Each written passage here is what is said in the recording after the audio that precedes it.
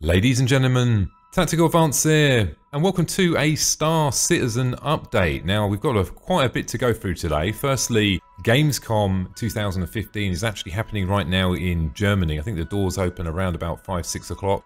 And Star Citizen will be live streaming the event, so we're actually going to see some new content. Now, they've already said they're not going to be showing anything to do with the FPS side of it. Well, I'm sort of pleased with that, because I think that if they were going to do an event and just show FPS, we've sort of seen videos of that already. And I'm not saying it's nothing to get excited about, but the bigger picture here for Star Citizen is to actually just show us something inside of the persistent universe, show us the mechanics working together, fluid, so the FPS, the arena commander, and the open space and exploration and combat. I think that's what we want to see, and I believe that is exactly what they're going to show us. I'm sort of smiling right now because I'm really looking forward to it. Apparently they've built one system. If you flew at top speed in an M50, it would take you something like 2.5 hours to fly across, and that's one of many. And we're going to see what they've done. So can't wait, guys. So first off, what we're going to do today, a part of the organisation as well. If you're not a part of our organisation, you can join and come and take part as well. We are hosting a sort of a little bit of event in TeamSpeak where you can come and join. We're creating a couple of TeamSpeak rooms. We've got one TeamSpeak room where you can actually watch the live stream and not talk. And we've got a second one where you can actually join in and talk inside the TeamSpeak while you're watching the live stream.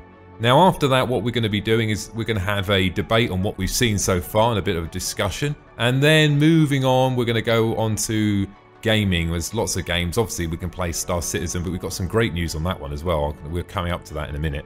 Things like we do World of Warships, World of Tanks, Arcs, pretty much every game you can think of. I mean, there's Battlefield, so whatever floats your boat, it's going to be there. The only thing we can't supply is snacks and food, so you're going to have to bring that yourself, unfortunately. So I'm looking forward to that. I'm going to be there as well. I've actually planned this today, and I've actually arranged everyone at home to leave the house so I can actually talk. So I'm looking forward to it, guys. So I'll see you there. So if you're not a part of the organisation, just simply pop over to the RSI site, and if you register, I've informed all the HR guys, and they'll process your application as quick as they can before the live stream, and then you can get in and come and join in. So see you there. Right, secondly to this, we've had the latest patch update.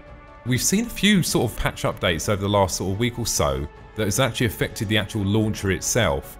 Now, one of the things they've actually added to the launcher, first of all, it does seem a little bit more stable than the previous. One of the things they've actually added to the launcher, they've added the ability to convert your account at the point of the launcher over to the PTU, which is a great idea. I think they should have done that a long time ago. What you had to do before, you had to go over to the website, convert it over to the PTU, download it again, and install. Now you can just flick between the two in the launcher, which makes a massive difference. So let's go through some of the updates that we've actually seen now in patch 1.1.6, and there's some pretty significant ones here, guys. Now there's been numerous fixes to Windows 10. There was a couple of SSL issues and a few other issues. There's been some patch updates to 8.1 and Windows 10. I've actually converted over to Windows 10 on both machines now, guys. I thought I'll give it a go. I'm sort of preparing myself for a DirectX 12 because I know it's coming up.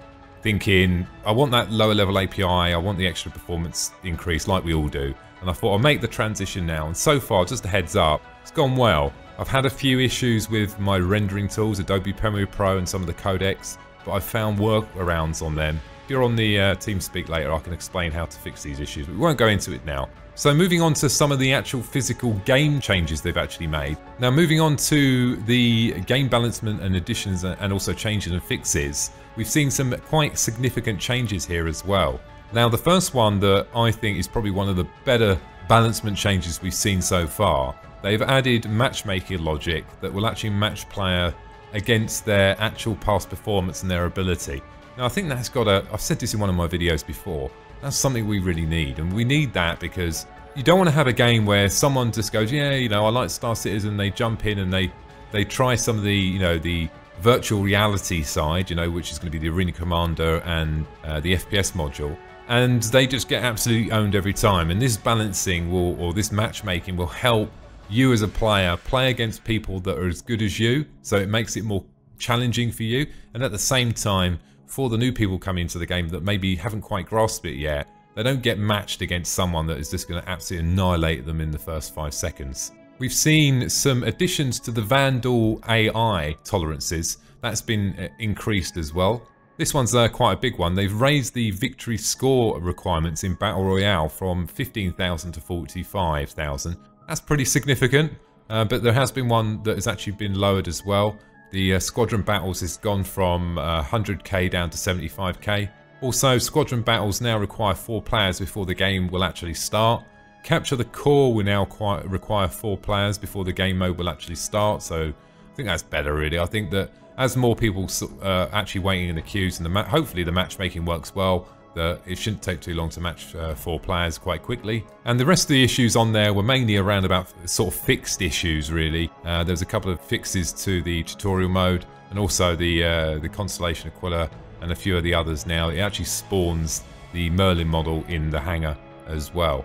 So we've seen some great fixes there guys, some great additions. I'm looking forward to seeing how the matchmaking works out for me.